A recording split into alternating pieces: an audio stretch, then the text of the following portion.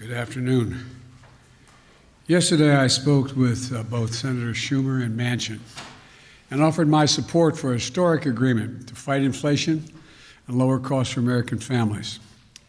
It's called the Inflation Reduction Act of 2022. Some of you will see a lot of similarities between the beginning of the Build Back Better initiative. It's not all of it, but we've moved a long way. I'll be going into detail in a minute, but simply put, the bill will lower health care costs for millions of Americans. It will be the most important investment, not hyperbole, the most important investment we've ever made in our energy security and developing cost savings and job-creating clean energy solutions for the future. It's a big deal. Also, for the first time in a long time, began to restore fairness to the tax code, by making the largest corporations in America pay their fair share without any new taxes on people making under $400,000 a year. Experts, even some experts who have criticized my administration in the past, agree that this bill will reduce inflationary pressures on the economy. This bill will, in fact, reduce inflationary pressure on the economy. It's a bill that will cut your cost of living and reduce inflation and it lowers the deficit.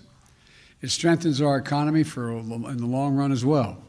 This bill has won the support of climate leaders like former Vice President Al Gore, who said the bill is, quote, long overdue and a necessary step to ensure the United States takes decisive action on the climate crisis that helps our economy and provides leadership for the world by example. Inflation hawks like former Secretary of Treasury Larry Summers said, quote, this bill is fighting inflation. Let me say, this bill is fighting inflation. Progressive leaders like Senator Elizabeth Warren said, quote, this is a bill that truly is about fighting inflation, bringing down the cost for families, and putting our country on a sounder economic footing. Here's how it works. First, the bill finally delivers on a promise that Washington has made for decades to the American people. We're giving Medicare the power to negotiate for lower prescription drug prices, which means seniors and consumers will pay less for their prescription drugs. Medicare will save in the process about $290 billion. And in addition, it also changes the circumstances for people on Medicare by putting a cap of a maximum $2,000 a year. They have to pay no more than $2,000 a year no matter how many prescriptions they have for all the prescription drugs, which is especially important for people with cancer and long-term diseases. It's a godsend. It'll literally be a godsend for many families. Second, the bill locks in place lower health care premiums for the next 3 years for millions of families that get coverage under the Affordable Care Act. They will mean an average savings of $800 a year for 13 million people. Third, it invests $369 billion. Granted, I call for 500 plus, but it invests $369 billion to secure our energy future and to address the climate crisis, bringing down family energy bills by hundreds of dollars by providing working families tax credits. It gives folks rebates to buy new and efficient appliances, to weatherize their homes, and tax credits for heat pumps and rooftop solar. It also gives consumers a tax credit to buy any electric vehicle or fuel cell vehicle, new or used, and a tax credit for up to $7,500 if those vehicles were made in America. This investment in environmental justice is real. It also provides tax credits that will create thousands of good-paying jobs, manufacturing jobs, on clean energy construction projects, solar projects, wind projects, clean hydrogen projects, carbon capture projects, and more by giving tax credits for those who build these projects here in America. Now, let me be clear. This bill would be the most significant legislation in history to tackle the climate crisis and improve our energy security right away.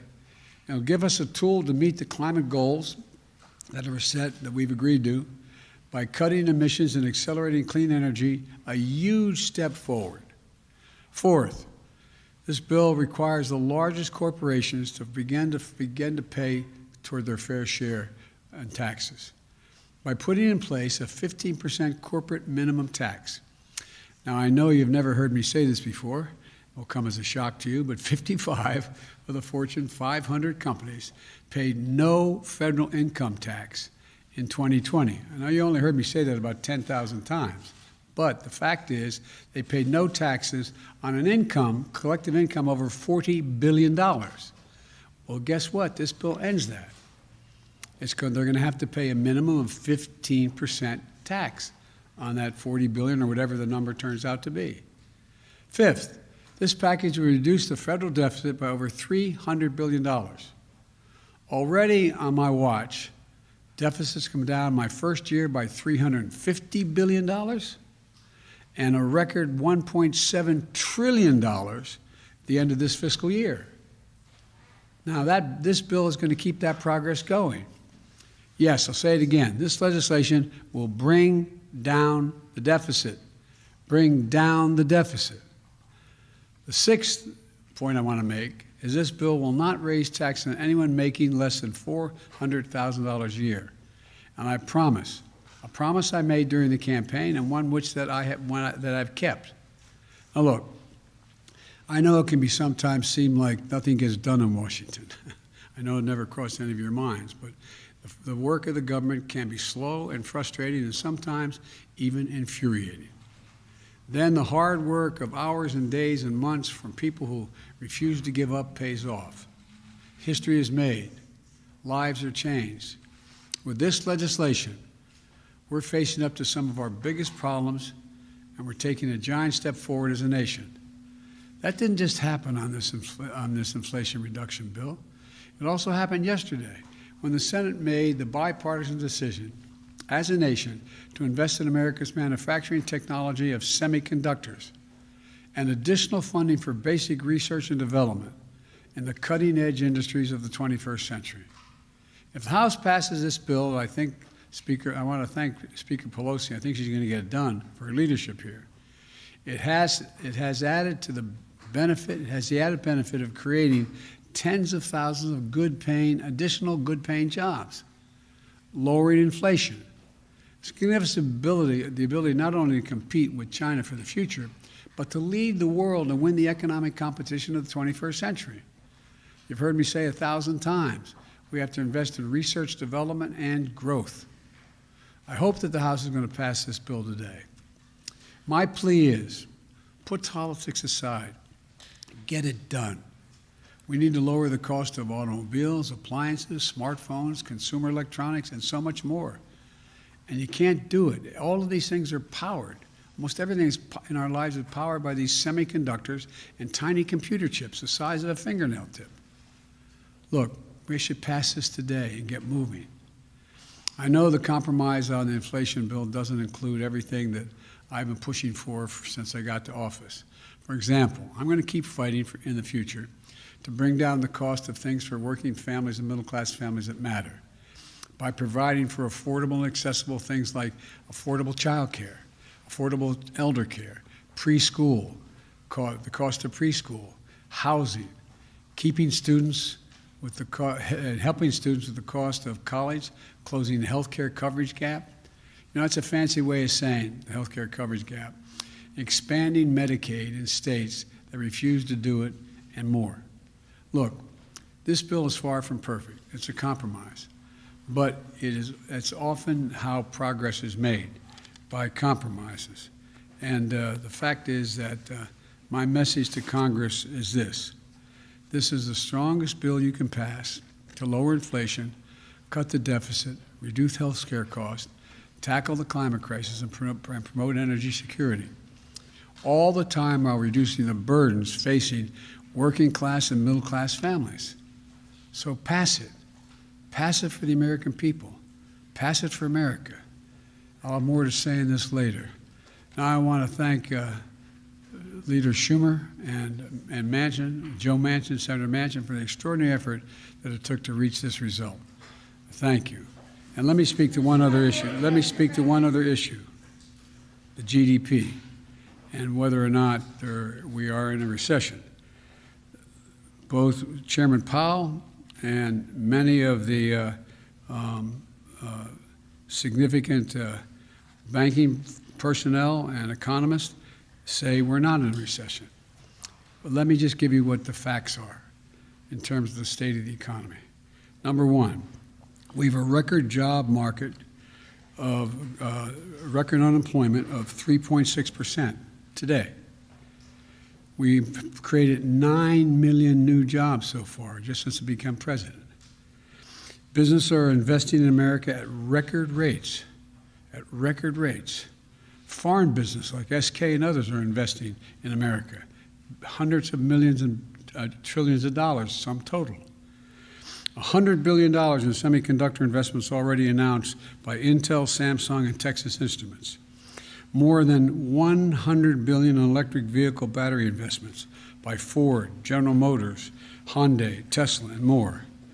And just last week, as I said, SK Corporation of the Republic of Korea announced $22 billion in new investment in semiconductor batteries, chargers, and medical devices, creating another 16,000 jobs here in America. And this is powering the strongest rebound in American manufacturing in over 3 decades, creating 613,000 manufacturing jobs. Passing the CHIPS bill is going to put another $72 billion for incentives and tax credits to expand semiconductor production. And the Inflation Reduction Act will add another $370 billion in clean energy tax credits in reconciliation, including incentives to accelerate domestic production of solar panels, wind turbines, batteries, and critical materials processing. That doesn't sound like a recession to me. Thank you very much.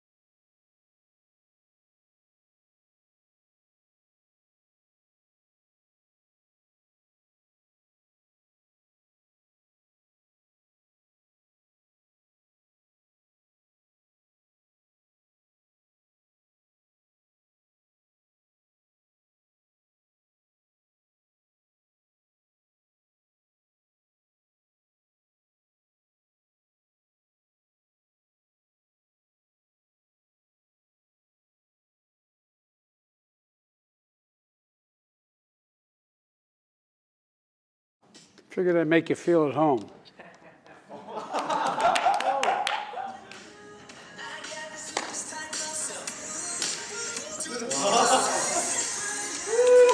guys are good at this, huh?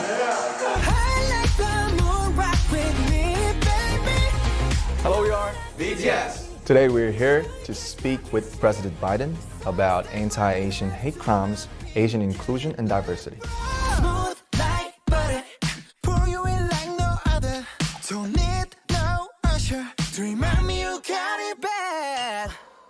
Hi guys, let me come out and say hello. Nice to meet you, I'm Karine. Nice to meet you. So we're gonna go just out of this door.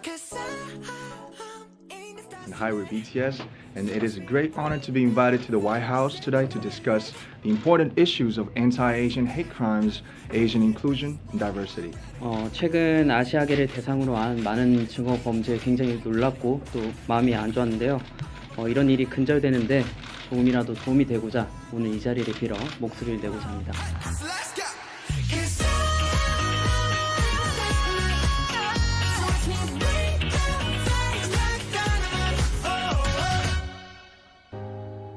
한국인으로서 또 에이시안으로서 꼭 이야기를 해야 되는 문제라고 생각이 들었고요. 특히나 이제 한국 아티스트로서 이제 해외를 다니면서 이제 언어나 문화를 초월하는 그런 그 초월을 해서 또 많은 사람들한테 닿는 그런 경험을 했던 사람으로서 이 다양성이 주는 특별함을 꼭 이야기해야 된다고 생각이 들었습니다. 그리고 또 이제 차이가 주는 특별함의 여러 많은 사례들이 훨씬 더 늘어나야겠다는 생각도 들었고요.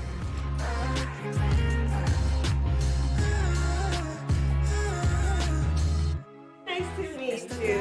Very nice to meet you. How are you? Very good. When we see hate and prejudice, it's meant to make people afraid. And it's meant to make people feel alone and therefore without power. When you all speak about it, you speak to people in a way that reminds them they're not alone. We just want to give back all the love that we got, use our voice like you told us. That's all we wanted. So today is a really, really historical and big day for us. We feel happy to help make a positive impact, and we feel the great responsibility at the same time. It's an honor to meet you, Mr. President. And welcome to the White House. Come on up here, guys. I got involved in public life because of civil rights. Even back then, famous artists help move people. What you're doing makes a big difference. Talking about how we have to eliminate hate is important. When we first heard that the White House and President Biden invited us because of the Stop Asian Hate and the anti-Asian hate crimes, we were like, this is it, why not? We have to go to DC, we have to see you, and thank you for recognizing all the efforts, and we truly feel that our time truly pays off and pays back. This is an important month here in America. A lot of our Asian American friends have been subject to real discrimination. We want to say thank you sincerely for your decision, such as signing the COVID-19 Hate Crimes Act into law. We truly appreciate the White House and the government's trying to find solutions. I know you know what you're doing, but don't underestimate it. It's not just your great talent, it's the message you communicate. It matters. This is one president who appreciates you. Wow. Woo-hoo. I have to tell my mom.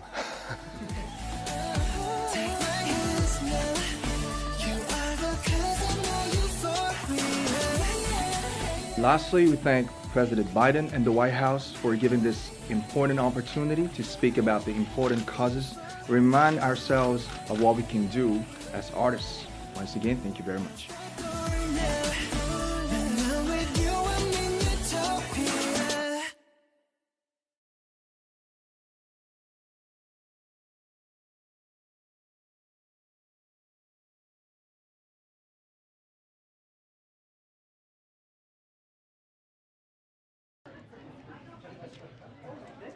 Wow.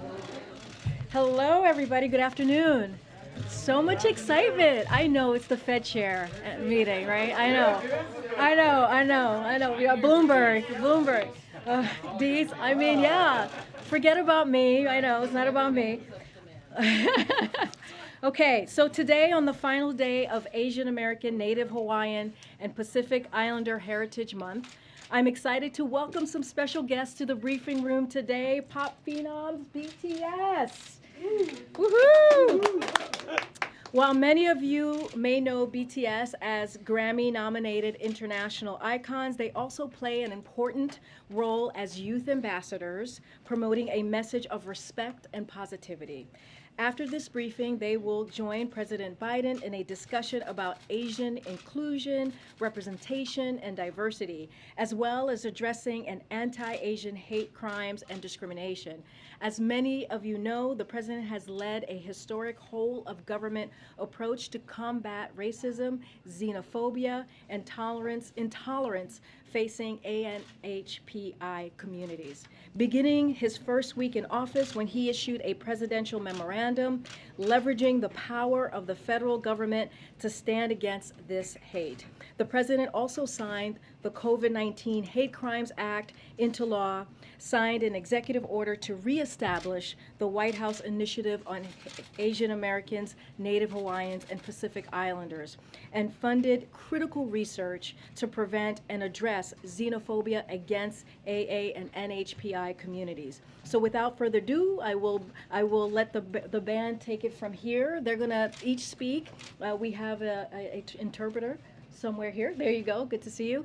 So they'll each speak first, and then the interpreter will come back up and interpret what they just said. They're not going to take any questions. They're just going to come here and give some words, and then we'll start the briefing. Thank you. Go ahead, guys. Thank you, Karine, for your kind words. And hi, we're BTS. And it is a great honor to be invited to the White House today to discuss the important issues of anti-Asian hate crimes, Asian inclusion, and diversity.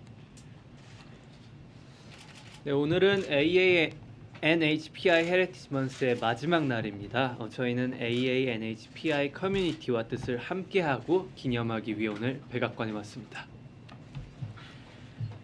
네, 최근 아시아계를 대상으로 한 많은 증오 범죄에 굉장히 놀랐고 또 마음이 안 좋았는데요. 이런 일이 근절되는데 조금이라도 도움이 되고자 오늘 이 자리를 빌어 목소리를 내고자 합니다. 네, 오늘 저희가 이 자리에 올 수 있었던 것은 저희의 음악을 사랑해 주시는 다양한 국적, 언어, 문화를 가진 저희의 팬, 아미 여러분들이 계셨기에 이 자리에 올 수 있었다고 생각합니다. 정말 감사합니다.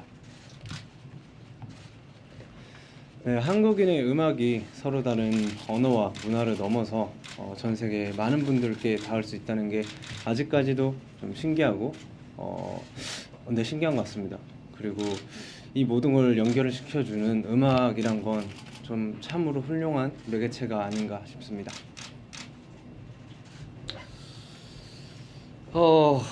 나와 다르다고 그것은 잘못된 일이 아닙니다. 옳고 그름이 아닌 다름을 인정하는 것으로부터 평등은 시작된다고 생각합니다. 네, 우리는 모두의 각자의 역사를 가지고 있습니다. 오늘 한 사람 한 사람이 의미 있는 존재로서 서로 존중하고 이해하기 위한 또 한 걸음이 되기를 바랍니다. And lastly, we thank President Biden and the White House for giving this important opportunity to speak about the important causes, remind ourselves of what we can do as artists. Once again, thank you very much. I'll provide an interpretation in Korean and English. 우리말과 영어로 통역 간략하게 전달드리겠습니다. 남준 씨는 친절한 소개 감사합니다. 방탄소년단입니다. 오늘 백악관에 초청받아서 반아시아계 혐오 범죄 그리고 아시아계 포용 그리고 다양성에 대해 논의하는 자리를 가지게 되어 정말 큰 영광입니다. Jun said today is the last day of the AANHPI Heritage Month. We joined the White House to stand with the AANHPI community and to celebrate. Jimmy said we were devastated by the recent surge of hate crimes, including Asian American hate crimes. To put a stop on this and support the cause, we'd like to take this opportunity to voice ourselves once again. Jacob said we are here today thanks to our army, our fans worldwide, who have different nationalities and cultures and use different languages. We are truly and always grateful. Jungkook said we still feel surprised that music created by South Korean artists reaches so many people around the world, transcending languages and cultural barriers. We believe music is always an amazing and wonderful unifier of all things. Shiga said it's not wrong to be different, I think equality begins when we open up and embrace all of our differences. V said everyone has their own history. We hope today is one step forward to respecting and understanding each and every one as a valuable person. 마지막으로 남준 씨가 중요한 문제에 대해 함께 이야기하고 우리가 아티스트로서 무엇을 할 수 있는지 생각할 기회를 만들어 주신 바이든 대통령님과 백악관에 감사드립니다. 감사합니다. What does it mean to you to come to the White House? We're gonna go. They're not gonna take any questions, but thank you so much, guys. Thank you. Thank you, guys. Thank you. Thank you. Thank you, guys. Thank you. BTS 화이팅! 감사합니다. Thank you, guys. Thank you. Oh. All right. Okay. Yeah. Brian, I don't know how you're gonna. Okay. I don't know. I'm excited to hear what Brian has to say. Okay. Next up, we have Brian Deese, our National Economic Director of National Economic Council, who just came out of the meeting with the President and the Fed Chair and Secretary Yellen. And so he is joining us today. So thank you, Brian, for making the time. Okay.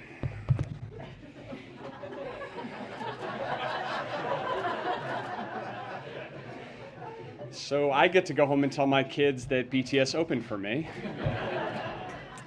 I did not expect that when I woke up this morning. And I know that you're all here to talk about trimmed mean inflation, and you're as excited about that as you are for them. So thank you for hanging in here.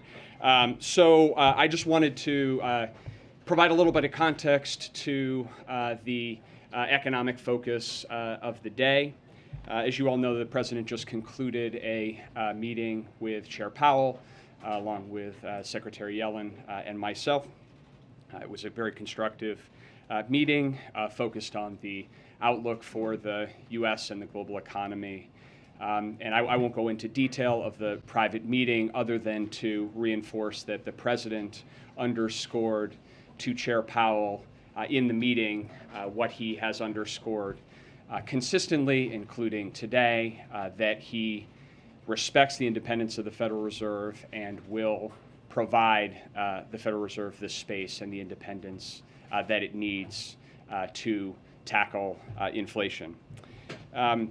Also today, the President published a op-ed in the Wall Street Journal, and I will just give you a little bit of context for that piece and how we are thinking about economic priorities here.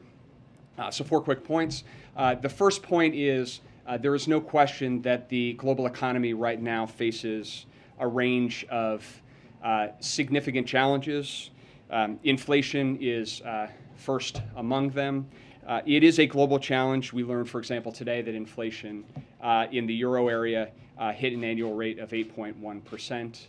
And it is a challenge that the President understands is hitting American families and creating anxiety and also economic hardship. As he said, he gets this. The second point is that as the President is making fighting inflation his top economic priority, it is really important that we recognize that we can take on inflation from a position of relative economic strength. That is true if we look in the global context. Few countries are better positioned than the United States to make this transition and navigate this transition that the President talked about today from historically strong recovery to more stable, resilient growth. If you look, the reason why we have those economic strengths is the strength of our recovery, the historically unique strength of our recovery. At the center of that is the labor market. You all know the statistics. I won't belabor them, but suffice it to say we have the strongest labor market in modern history, which is not only creating job opportunities to move into new careers with better pay for millions of Americans, but it is also pulling more people into the labor force. And in fact, we've seen the most rapid labor force participation rebound among prime age workers of any of the last 4 recoveries. And we're also seeing that in terms of the strength of household balance sheets as well. Savings is up, debt is down, bankruptcy filings remain near pre-pandemic lows. Eviction filings are 30% below their pre-pandemic levels. All of these are sources